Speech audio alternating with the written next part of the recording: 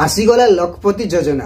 लखपति योजना पाई पारे 5000 टंका बिना सुधरे पुणी केमिति पाइबे बिना सुधरे 5000 टंका को माने पाइबे केमिति सामिल हेबे डिटेल से वीडियो रे जानिबा पूर्व वीडियो को एपर्यंत लाइक करनते लाइक गुडे करंतु एवं चैनल नु आस्थिले चैनल को एबे ही सब्सक्राइब करी नोटिफिकेशन ऑन कर दे नुआ अपडेट पाइबा पई। देखंतु सशक्ति हेबे महिला आजिटु प्रत्येक जिल्ला रे आरंभ होईछि लखपति कर्मशाला।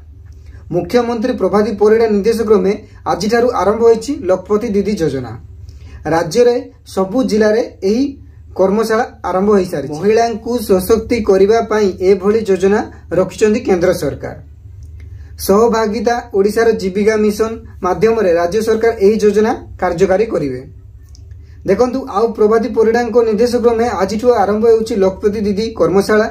एही कर्मशाला रे प्रत्येक जिल्ला रे कम्युनिटी सपोर्ट स्टाफ माने संभाव्य लखपति दीदी और लखपति दीदी प्रमुख उपस्थित रहिबे। लखपति दीदी कर्मशाला कौन आज जानिबा।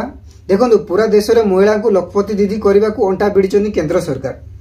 आउ केंद्र सरकार सहभागिता रे ओडिशा जीविका मिशन माध्यम रे राज्य सरकार एही योजना कार्यकारी करूछंती। आउ प्रभाती परिडा निर्देश क्रमे आज आरंभ होईछि लखपति दीदी। यह छड़ा जे महिला माने लखपति दीदी होई सारिचंती सेमाने एही कर्मशाला रे प्रेरणादायी आलोचना रे भाग नेबे सो अन्य माने उपस्थित रहिबे।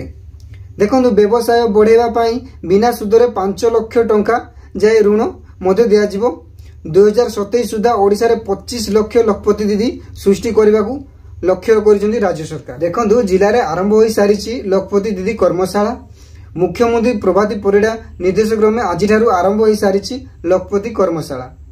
राज्य रे सबु जिल्ला रे एही कर्मशाला आरंभ हेबो एवं महिला को सशक्ति करिया प्रमुख भूमिका रही। देखंतु आपण माने भी हेई पारबे लखपति दीदी जदि आपण माने एसएसजी ग्रुप रे शामिल अछंदी। देखंतु एमती नुआ नुआ अपडेट पाए पे चैनल को एबे ही सब्सक्राइब करी नोटिफिकेशन ऑन कर दिंतु।